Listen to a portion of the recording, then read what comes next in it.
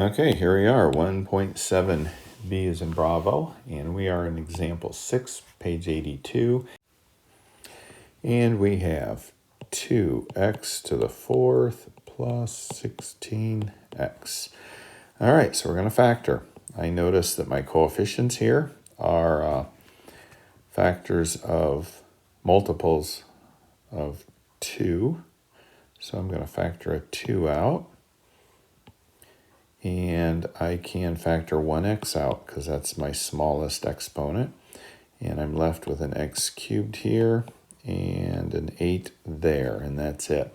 Now, one of the things I noticed right there, this is a cubed, and that is a cubed. It's 2 cubed. So I can use my rule from 1.6. Let me turn back. I don't remember what page it was on, but it is the sum of 2 cubes. So that is page number 75.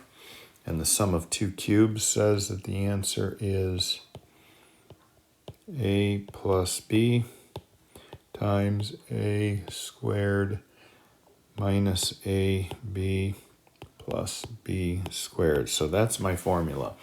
So again, if you remember, we're going to rewrite this as x cubed plus 2 cubed because it makes it easier to deal with because I've got cubes on both of them, and that's what I want. And that keeps me from making some mistakes. It keeps me from making some mistakes. It may not cause any hassle for you, and you may be able to look at this and solve it, but I like to do this so that I can take my a and b and add them.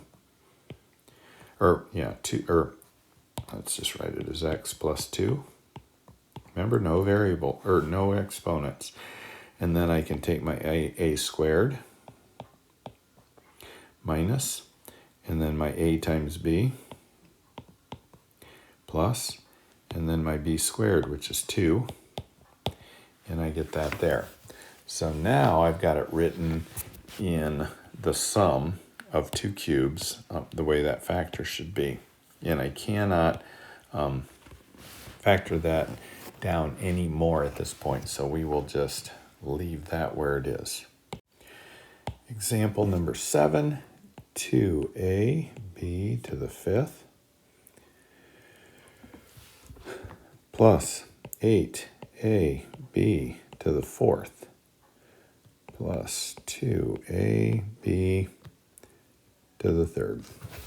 So we're going to factor out what we can first.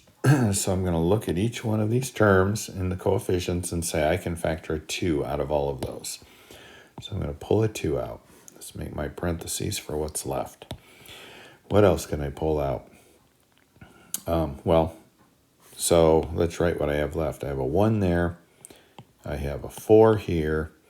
And I have a plus 1 there because I factored those out, and a 2 out of there, leaving me a 4. All right, so let's look at the a's. I can take the a's out of here, here, and here, so they all go away. Then I look at my b's. Lowest one is there, so I'm going to pull that one out, leaving me with 2 here and 1 here. So to rewrite this so it looks a little cleaner is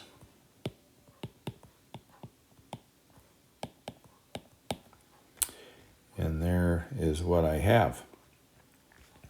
So we can't factor that further, so we're done. Now, you don't just decide. You don't just look at this and say, oh, can't factor it further, guess I'm done. No, you're going to have to try some things. You're going to have to see if it can. And one of the ways to do it, remember when I had numbers like, or polynomials like this,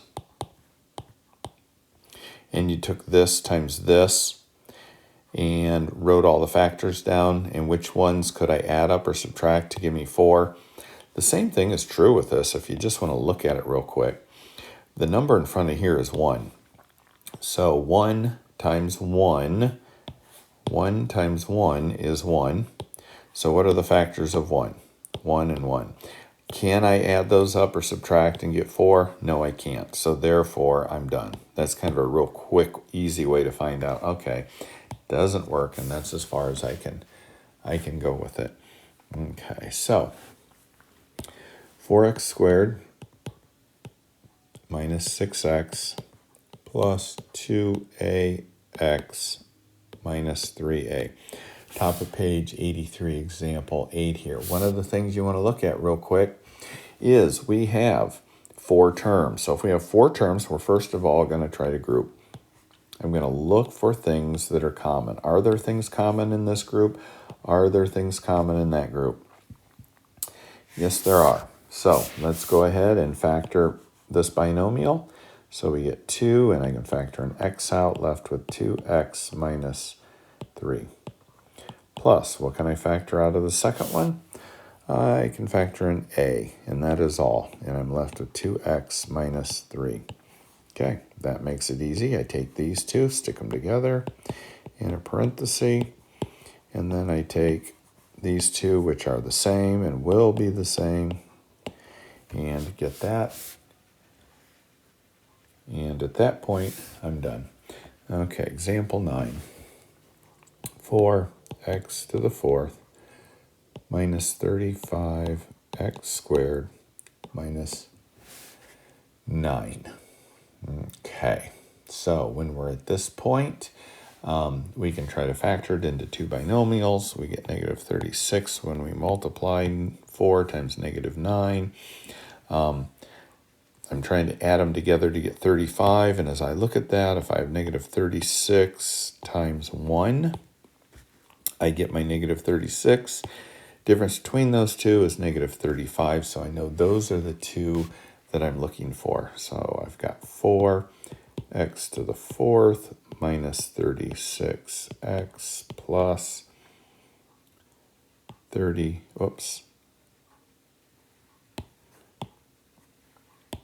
plus 1x, let me make these squared, minus 9, so that when I add these, I get negative 35x squared.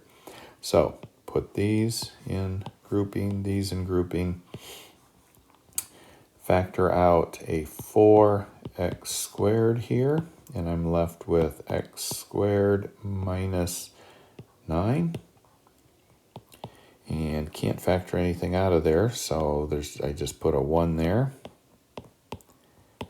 These are the same, that's good, so I put my 4x squared plus 1 times x squared minus 9. And one of the things I noticed that is a difference between 2 squares, so that's x plus 3, x minus 3, and then my 4x plus 2, or 4x squared plus 1, sorry, is going to equal that, and that is my final answer. Bringing us to the last one, and then we'll be done here. 8 minutes into the second video. 2x squared times x minus 3. And these always look so much harder than what they are.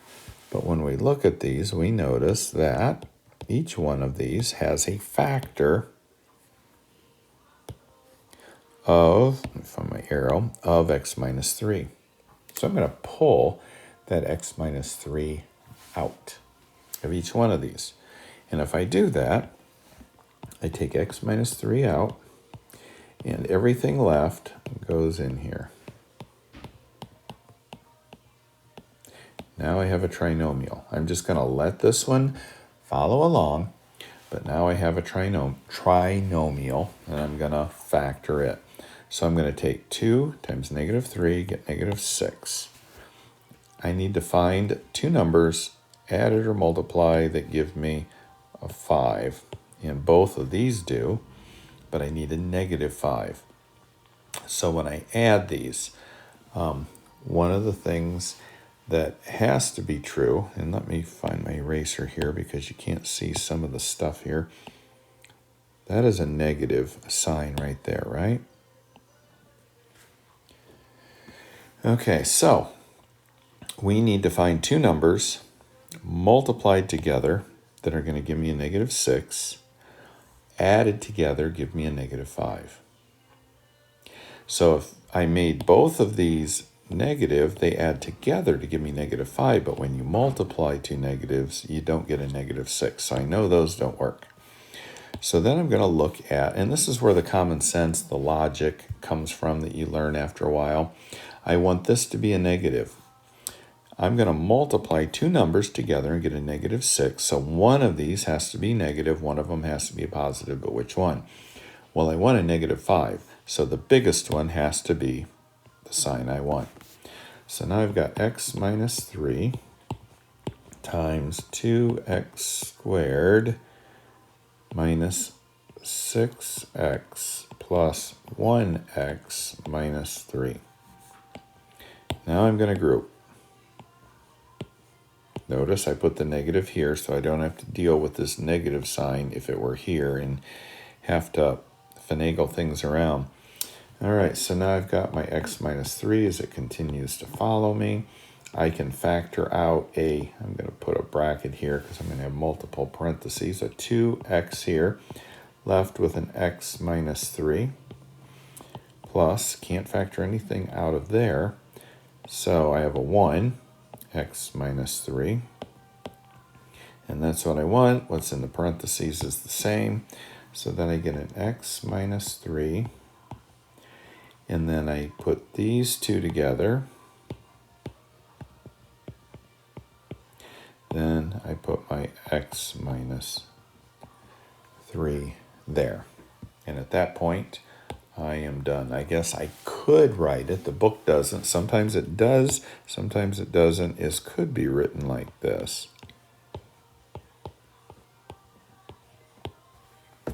But I don't know if it makes any difference. I mean, I'm okay with either one of those answers. The book kind of goes back and forth with that. So that is 1.7, B as in Bravo, and we are done with 1.7.